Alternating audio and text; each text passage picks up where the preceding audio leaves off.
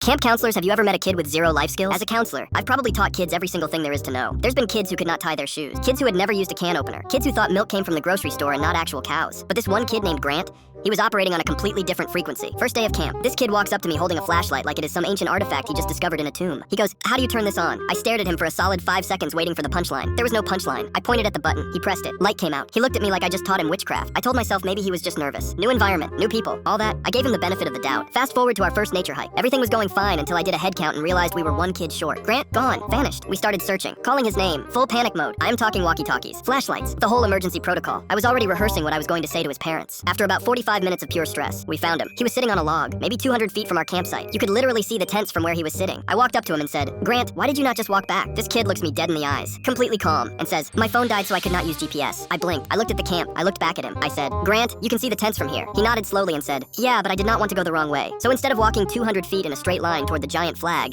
and the sound of children screaming, he just sat there for 45 minutes, waiting for someone to rescue him like he was stranded on a mountain in the Himalayas. I asked him why he did not just yell for help. He shrugged and said, "I did not want to be annoying." Bro, we filed a whole incident report. I had to fill out paperwork. His mom got a phone call. Search and rescue protocols were discussed, all because this kid was basically in our backyard the entire time, sitting in silence, protecting his social image. I'm convinced Grant is going to need a GPS to find his way out of his own house one day.